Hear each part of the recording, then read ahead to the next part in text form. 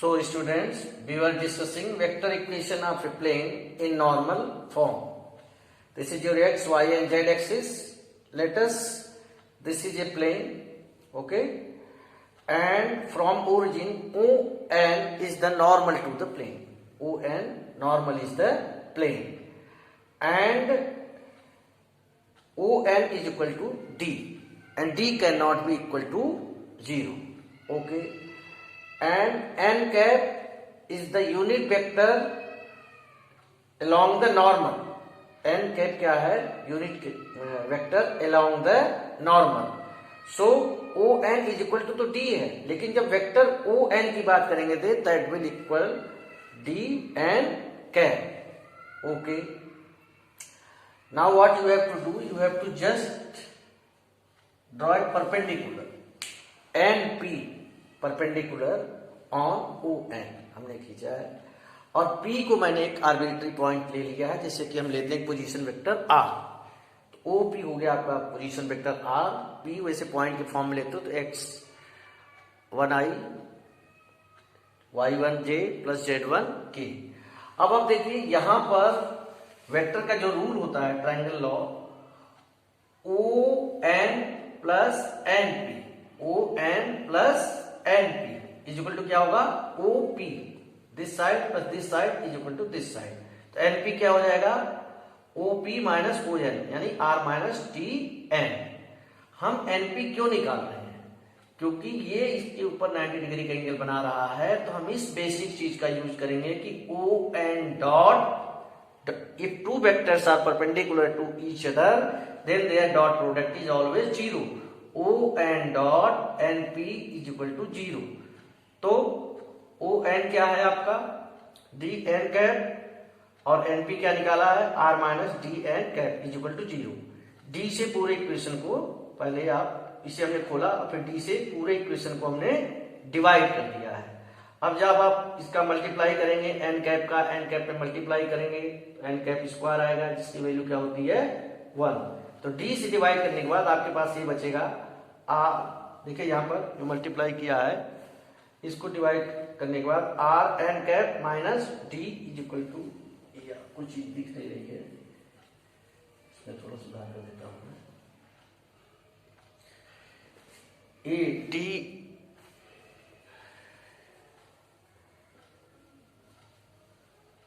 ON, यहाँ पर देखिए ON cap dot NP, sorry ON vector dot NP vector is equal to 0. ON आपका अभी आपको मैंने बताया था DN कैप, NP कैप क्या होगा? R minus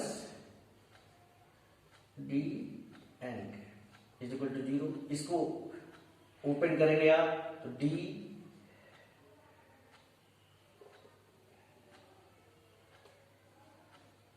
R dot D n cap minus n cap square हो जाएगा D स्क्वायर. D से पूरे इक्वेशन को डिवाइड कर दीजिए. R n cap minus D is equal to 0, क्योंकि n कैप स्क्वायर की वैल्यू 1 होती है.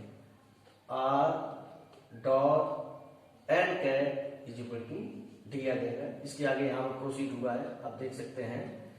यहाँ ये वाली चीज आपको दिख नहीं रही थी. ON dot NP is equal to 0, DN लिखा, मल्टीप्लाई किया यहाँ पर देखिए, और पूरे क्वेश्चन को D 0 के इक्वल नहीं हो सकता, D से डिवाइड कर दिया. उसके बाद बाकी की चीजें आपकी यहाँ पर आ गई हैं, आप समझ सकते हैं इस चीज को. अब आप ये चीज तो ले आए, R dot N cap is equal to D. इसको आप कार्टेशियन फॉर्म में बड़े इजीली चेंज कर सकते हैं. आपने वेक्टर में खूब सीखा है. कैसे? R की जगह आप लिख लीजिए xi plus yj plus zk, क्योंकि आपने एक आर्बिट्री पॉइंट माना है.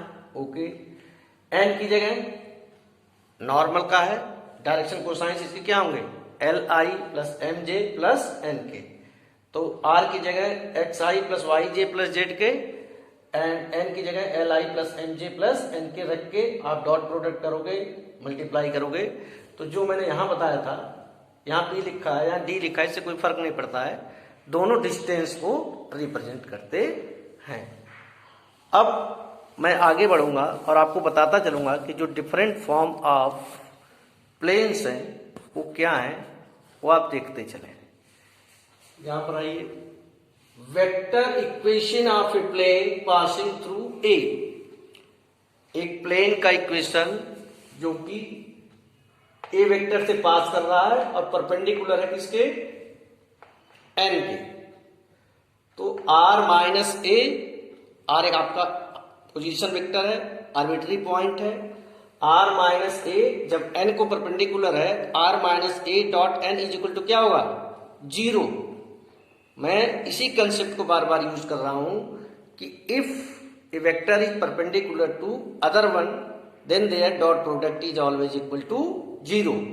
तो यहां पर ये जो मैंने डेरिवेशन कराया है, आपको बता दूं, डेरिवेशन समझना है सिर्फ आपको, बट डिफरेंट कंडीशंस में कौन सा फार्मूला लगाना है और एग्जैक्टली वो फार्मूला होता क्या है, उसको लिखते कैसे हैं, कब वेक्टर के फॉर्म में लिखते हैं, कब डॉट लगाते हैं, कब क्रॉस, ये सारी जो छोटी छोटी चीजें हैं जो माइनर मिस्टेक्स होते हैं, लेकिन यही मिस्टेक्स आपके लिए खतरनाक साबित हो जाती हैं और आपके मार्क्स डिडक्ट हो जाते हैं।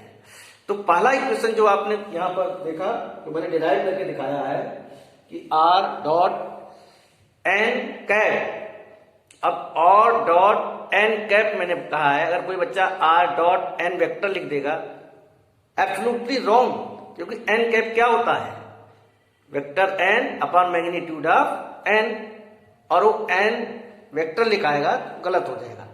तो जो नॉर्मल फॉर्म ऑफ वेक्टर होता है, R dot N cap is equal to D या पी लिख दीजिए, उससे कोई फर्क नहीं पड़ता, दोनों डिस्टेंस को बताते हैं, इंडिकेट करते हैं, डिस्टेंस फ्रॉम द ओरिजिन।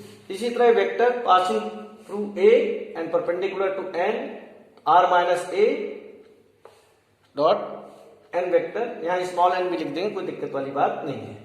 ये तो आपका वेक्टर के फॉर्म में है। अब मैं कहूं कि इक्वेशन आप कार्टेशियन फॉर्म में, passing through x1 y1 z1 and perpendicular to a line having direction ratios a b and c। एक ऐसी लाइन पर परपेंडिकुलर है जिसका direction ratio a b and c है। प्लेन परपेंडिकुलर है लाइन के, और प्लेन के ऊपर भी एक परपेंडिकुलर होता है जिसे कहते हैं नॉर्मल। प्लेन लाइन के ऊपर परपेंडिकुलर है और प्लेन के ऊपर एक चीज और परपेंडिकुलर होती है, नॉर्मल। इससे आपको क्या मैसेज मिलेगा कि नॉर्मल और ओ लाइन दोनों पैरेलल हो जाएंगे, यानी जो उस लाइन की डायरेक्शन रेशियोज हैं वही प्लेन के भी नॉर्मल के डायरेक्शन रेशियो हो जाएंगे। सो अब आपका एक क्या बन गया, equation of a plane passing through point x1 y1 z1 and direction ratios of its normal a b and c। जो आपने यहां पढ़ा था ax plus B Y plus C Z is equal to D, तो ये यहां पर origin से पास कर रहा था, इसीलिए x माइनस x1 की जगह केवल x आ रहा था, y माइनस y1 की जगह केवल y आ रहा था। यहां पर एक पॉइंट x1 y1 z1 से पास कर रहा है और पैरेलल टू इस normal are parallel to A B and C. This direction ratio of normal are A B and C. So what is your equation, a x minus x1 plus b y minus y1 plus c z minus z1 is equal to 0। देखिए बहुत important है इस बात को समझना कि normal किसी line के परपेंडिकुलर है। इधर ये हमारा नॉर्मल है, मान लो ये इस लाइन के परपेंडिकुलर है, ओके। अब इसका ऊपर इससे जो नॉर्मल जा रहा होगा इसके, वो भी 90 डिग्री बना के जा रहा होगा। So this normal will become parallel to this line, means direction ratios of normal of this plane are equal to direction ratio of this line. और जब हम रिप्रेजेंट करते हैं, शुरू में पहली लाइन लिखी है जब ax plus B Y plus C Z is equal to D, where A B and C are direction ratio of its normal के डायरेक्शन रेशियो है। तो यहां पर x1 y1 z1 से पास कर रहा है एंड परपेंडिकुलर टू लाइन है, तो इसके नॉर्मल के जो हो जाएंगे ए बी सी और आपका ए। अगर किसी प्लेन में वो 3 पॉइंट्स को कंटेन करता है, या फिर आप कहें कि वो प्लेन 3 वेक्टर से पास कर रहा है, 3 पॉइंट से पास कर रहा है, ऐसे केस में क्या होगा देखिए, r minus A dot big bracket लगाएंगे b minus A cross c minus ए आप याद कर सकते हैं, लेकिन इसके पीछे कंसेप्ट समझने की कोशिश कीजिए।